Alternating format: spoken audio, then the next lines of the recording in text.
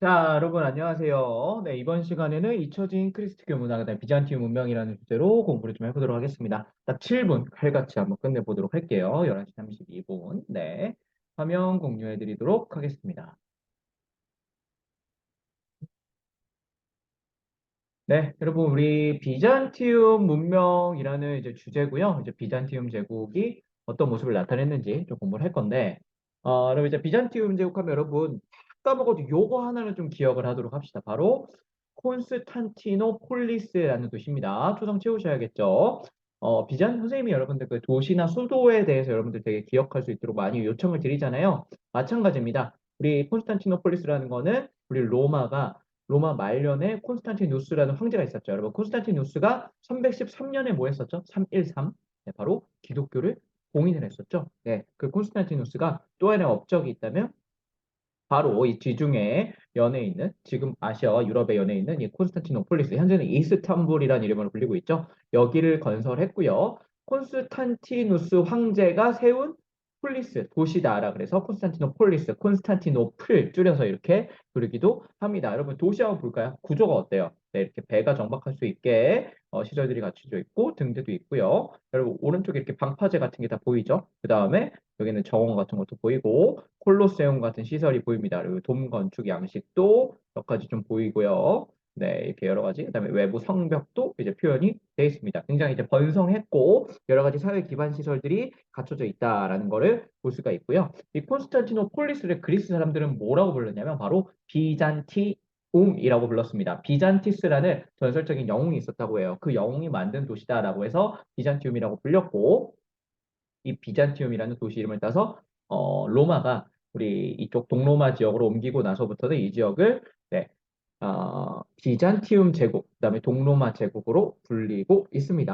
그러니까 여러분 어쨌든 로마라는 곳은요 수도를 이쪽으로 옮기고 나서 계속해서 존재를 했던 거예요. 대신 그 이탈리아 지역에 있던 로마는 지금 빈 땅이 돼버렸죠. 여기는 이제 게르만족이 들어와서 프랑크 왕국이나 교황령 같은 게 이제 형성이 되는 거고 건너편에 있는 터키랑 이제 이스탄불 이 지역에는 바로 지금 과거 로마의 후손이라고 할 수 있는 로마, 직접적인 로마죠. 예, 동로마 제국, 비잔티움 제국이 형성이 됐다. 그리고 그곳의 수도는 바로 콘스탄티노폴리스다라는 걸 여러분이 기억을 하면 되겠습니다. 이 콘스탄티노폴리스는요, 바다를 보세요. 네, 동쪽으로도 나가고 서쪽으로 나가죠. 이 네, 무역로를 통해서 동서무역을 굉장히 활발했고 굉장히 번성했습니다. 그리고 무엇보다 우리 이탈리아 지역이 아니라 그리스 지역으로 수도를 옮긴 것이기 때문에 주민들의 일반적인 문화인 그리고 언어인 그리스 문자를 사용한 언어 생활을 하였다라고 생각하시면 되겠습니다. 기존 로마는 라틴어를 썼는데 이때부터 그리스어를 사용했다라고 생각을 하시면 되고요.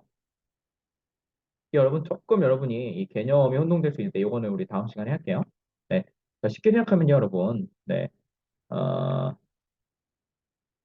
이거예요. 요거를 한번 보면 이해가 될 거예요. 자, 여러분 기존에 우리 로마는 바로 이쪽을 중심으로 해가지고 이 지중해 전체를 차지하는 로마 제국이었어요. 근데 그 로마 제국이 수도를 옮기죠. 이쪽으로 콘스탄티노폴리스로 비잔티움 지역으로 여기로 옮기고요. 이게 바로 콘스탄티누스 때고요. 문제는 뭐냐면 너무 영토가 넓어지니까 황제가 사두 정치라는 걸 때려요. 디오클레티아누스라는 황제가 있는데 하여튼 영토를 네 명의 황제가 찢어서 갖는 거예요. 그래서 이쪽의 황제, 이쪽의 황제, 이쪽의 황제, 이쪽의 황제 뭐 이런 식으로 영토를 쪼갭니다. 네. 그러다 보니까 이쪽 황제들은 나중에 게르만족들이 이제 침입하면서 몰락을 했고 이 지역에 있던 정통 로마 이 수도를 여기로 옮겼으니까 여기가 정통일 거 아니야. 얘네는 좀 짭 황제들이고 여기 있던 애들이 남아 있었던 겁니다. 그래서 이 비잔티움 제국이라는 게 존재했다. 그러니까 사실상 우리는 로마라고 부르면 된다라는 겁니다. 뭐 이제 이런 질문이 나올 수 있어요. 선생님.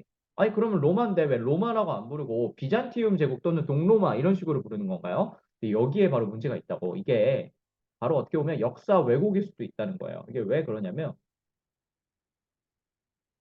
봐봐. 지금 선생님이 누가 진짜 로마인가라고 했죠. 프랑크 왕국 같은 경우는 서로마 황제의 관을 교황한테 받죠. 우리 샤르마니 같은 사람이. 그러면서 스스로를 로마 황제라고 주장을 합니다. 하지만 얘는 게르만족일 뿐이었어요. 반대로 우리 비잔티움 제국은 로마에서 이쪽으로 옮겨가긴 했지만 원래 이 사람들은 이탈리아 계통의 사람들이었다고 생각을 하면 돼요. 그러니까 과연 누가 진짜 로마인지는 좀 논란이 되고 있고요. 네. 왜 이런 게 나왔냐면 기본적으로 이 비잔티움 제국, 이 동로마 제국을 무시하려는 서유럽의 전략이 있는 거예요. 지금 요거는 조금만 우리 나중에 합시다. 네. 여러분 이 비잔티움 제국에는 정말 여러 명의 황제들이 있었고요. 근데 여러분이 좀 기억해야 될 사람은 이 사람입니다. 바로 유스티니아누스라는 사람이에요. 유스티니아누스. 네, 이 사람 여러분 한번 그림을 볼까요? 가운데 있는 사람이 바로 유스티니아누스인데 어떤 느낌이에요? 네, 주변에 누가 이 사람을 감싸고 있죠? 여러분 보시는 것처럼 이 대머리 탁발승들이 보이죠? 네. 너무 하나님을 존경하다 보니까 머리가 다 까져버린 네, 이분들은 종교적인 권위를 나타내고 있고요. 이분들은 어때요? 네, 이분들은 전사죠. 그러니까 종교와 군사를 모두 아우르는 황제로서의 모습을 이 유스티니아누스가 가졌다. 그리고 여러분 유스티니아누스 뒤에 뭐가 있어요? 광배가 있죠, 여러분. 네, 선생님도 여러분 수업을 하다 보면 선생님 뒤에서 막 빛이 느껴지잖아요. 아닌가요? 미안합니다.